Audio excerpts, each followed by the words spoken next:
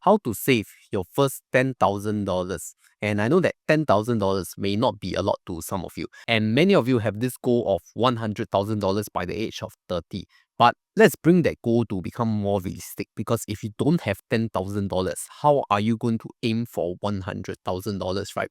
And maybe some of you have even saved $10,000 in your student or NS days. So it may not be a very big deal, but to others who are still struggling and paying down their debts and liabilities before even embarking on the first 10K, I think this will be a very important video to some of them.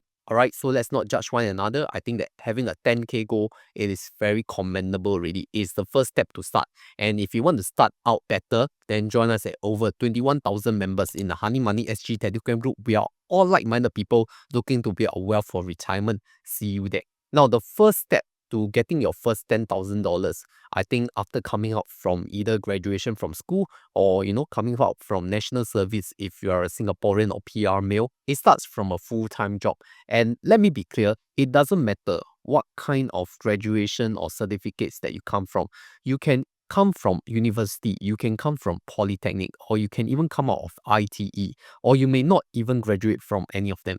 But I want you to start with a full-time job first, especially for those of you who have graduated from polytechnic or ITE.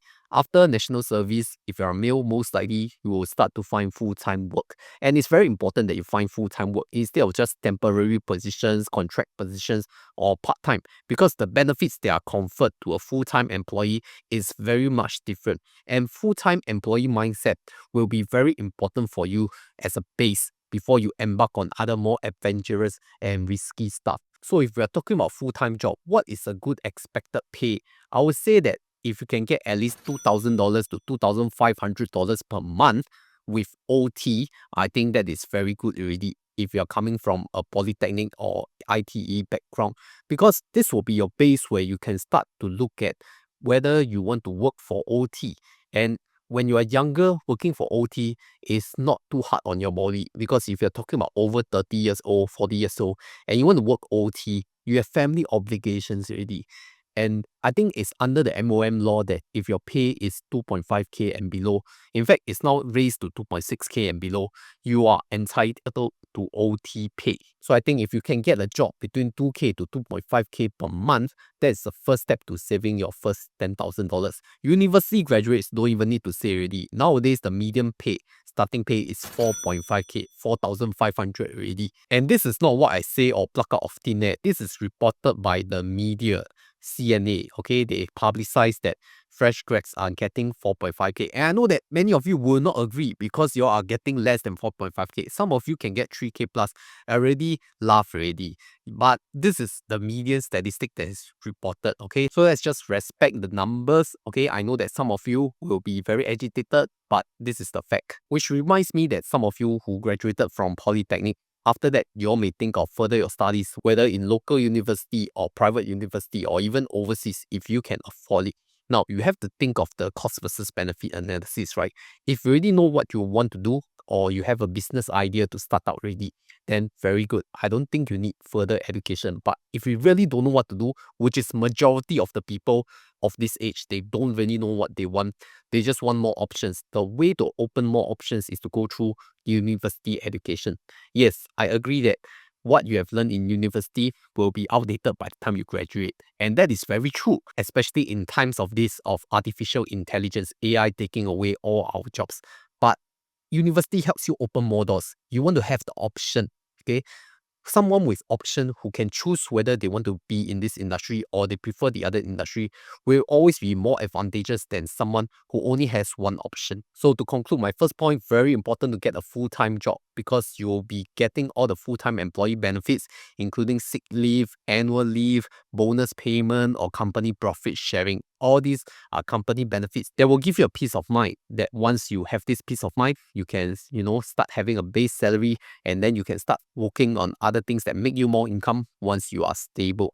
Okay, I'm not asking you to get rich, build wealth for the fast term, This is just as a starting base. Get a full-time job first. It may not be a forever job, okay, but just start with a full-time job if it's possible. So moving on to my second point, after getting your 2.5K per month job, I want you to have a goal to save at least 50% of your salary. And I know 50% is a very big number, but hear me out. Because if you take 20% of your own CPF employee contribution, 2.5K minus 20%, you are left with $2,000. And $2,000, I want you to halve it. $1,000 for your own spending and $1,000 for your own savings. Is $1,000 enough in today's world or not? I cannot comment, but based on my own life experience, it is definitely enough if you're single and you're living with parents and most of your dinner meals are taken at home because your parents would cook for you, so you save a lot of money. That's assuming if you are single. If you are a couple and you all have frugal habits, you all don't go so expensive restaurants and hang out, you will still be able to save some money compared to someone who don't have any savings at all. So 50% savings is just a goal. It's not an absolute habit, but try to keep it within 50%. And if you think that $1,000 is not enough for you to spend as a single person living under your parents' roof, then the good news is that you don't need to do this for very long, okay? In fact, you just need to do this for less than 1 year. Less than 1 year. Can you tahan or not? Can you take it or not? Just 1 year of spending $1,000 per month. I think it's very doable, right? Especially if you are single. And the objective, other than hitting the savings goal, there's another way to, build discipline. I want you to have the self-discipline that you want to curb spending, all right? Because spending, this consumerism world is just taking away all our habits of good saving habits since young. Everyone you see flashy on the internet, Instagram, showing off their latest possessions, their cars, their new homes, their new travel getaways. Okay, I want you to just leave social media a while until you hit your first $10,000. So you see, 1 month you save 1K. 10 months you can save 10K already, right? But maybe some months you miss out lah, or you slow a bit. So I would say give yourself 12 months to save 10K, which means you're still able to spend $1,000 per month on yourself, okay, as an individual. This will not last very long, okay? Just 1 year.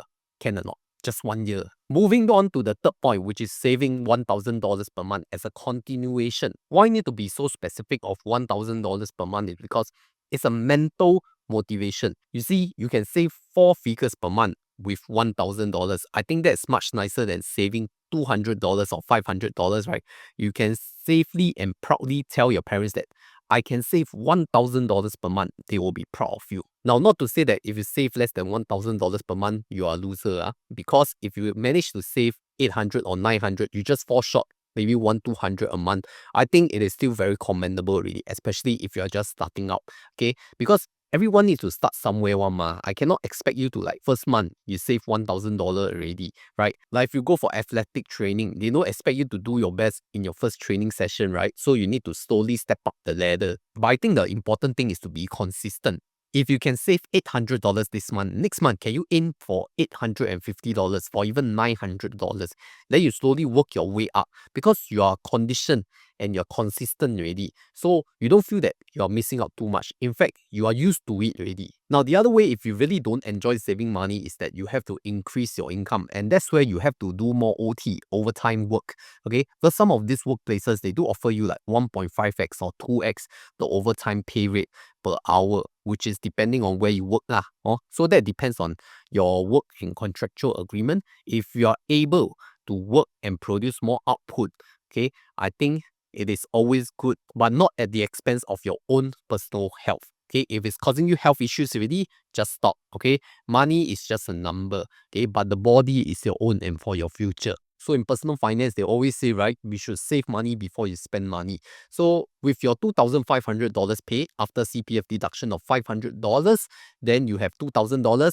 You just save the $1,000 first, you park it aside, you don't see this money, then you slowly go and spend your $1,000. And I know this is going to come from the comments. Are you going to give your parents money because you're staying in their home? Okay, so if you're earning a lesser salary, then just pay lesser lah. Or a good benchmark is around 10% of your gross salary or take-home pay. So if I'm a parent and my kid is earning 2.5K and he gives me $250 every month, I'll be very happy already. But this is just what I expect. Maybe your parents' expectations are higher. Okay, so there's a different expectation for different families. We cannot speak for them because 家家有本难念的经. You know that Chinese word? Yeah, so all these family matter, we don't hinder. Okay, we move on. The fourth thing I want you to know is that do not invest yet. Why I say that you should not invest is because when you are at this lower net worth level, I think you want to focus on yourself more than you put your focus in the market. It is very safe to say that before you start investing, you need to have at least 6 months of emergency funds. And how much are your emergency funds? If you are at this 1K spending level, that will be 6 times $1,000, which is $6,000. Okay, so if you don't have this $6,000, please don't even start investing. I'm not telling this to discourage you, but it's a matter of fact. Okay, your emergency savings are more important than your investment portfolio right now. And why that is important is because you may be out of job, especially in this volatile economy where companies are cutting jobs and you may not even have enough cash flow for your next meal, your next month's spending. Okay, so very important to have your emergency savings first. And if once you're ready, you save $6,000 or even $10,000 already, you want to start investing, you have to start from a good head start. And this is where you can start looking at trading platforms like Moomoo or Longbridge. Okay, start with their welcome promotions first, because all these welcome promotions, they will give you a head start. Even if you deposit like $2,000, you can get all these attractive sign-up gifts. Which reminds me that Longbridge has a promotion that helps new users to boost their returns on Longbridge Cash Plus. As of the recording date, Longbridge Cash Plus is yielding around 2.8%+ per annum. And to make it even better, new users who sign up with my link and reach a cumulative net deposit of 2,000 Singapore dollars can get 6% per annum interest boost coupons for 90 days that stacks on top of Cash Plus returns. Then for Fun and Trip promo, even at Tier 1, maintain net deposit of 2,000 Singapore dollars for 30 days and complete 3 buy trades of stocks or ETFs, and you can get 0.5 NVIDIA shares valued at 85 Singapore dollars. At the highest tier of 100,000 Singapore dollars net deposit, you can get 1 share of NVIDIA, Apple, Google, and AMD worth 770 Singapore dollars when you fulfill the terms and conditions. Longbridge SG is Singapore's one-stop shop for stock trading and is licensed by the MAS under the Securities and Futures Act. They offer competitive pricing like lifetime free zero commission with free real-time market data. Use my exclusive link to get an additional 18 Singapore dollars cash coupon and kickstart your investment journey with Longbridge today. Okay, so after doing all this, right, I'm very sure you are in your full-time job for a few months already. I want you to start working on your high-value skills. What do I mean by high-value skills? Usually when we talk about high-value skills, we are talking about those jobs, those projects that can pay you the highest amount of money per hour of it. So one very good example is public speaking, because if you're able to host events and they pay you by hour, it's at least $100 per hour. So imagine you hosting a 2-hour event, you can get $200 as a part-time gig already. So some very good examples are if you're good at talking, good at presentation skills, then you can learn public speaking to become a host or a keynote speaker. All these pay very well if you know what you're talking about. If you're good at managing projects, then you can look towards being a project manager or a contractor or an agent. If you're good with numbers, then you can explore opportunities in accounting, statistics, and finance. And if you're good with creative work, then maybe you can explore content creation or online services to sell your service to Fiverr or your Upwork, all these platforms for you to start charging people for money on projects. So the final stage of this is that once you build all the high value skills, use these high value skills to build a side hustle. Now, side hustle, as they say, it can take place after your main job hours, 9 to 5. You can start from 7 to 10, just 3 hours of your time every day. Then weekends, maybe you can spend 8 hours if you want to. Then Sunday, you just use it to rest. Now, why side hustle is getting more and more important is because you are future-proofing your job.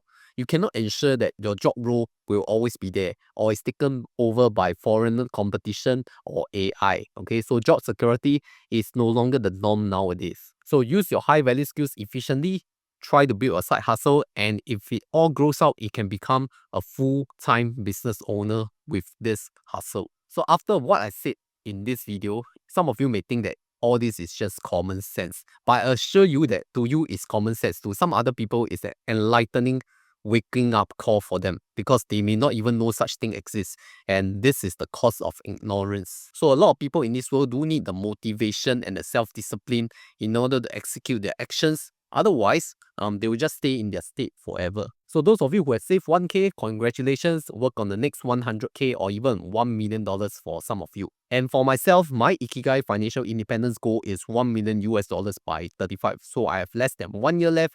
And I think right now I'm within the 10% target. All right, so less than 10%, I will be able to hit that goal by the next year. Which reminds me that at the start of the year, I did a 1 million Singapore dollars portfolio update, which you can refer it right here if you are Kepo and busybody on my status.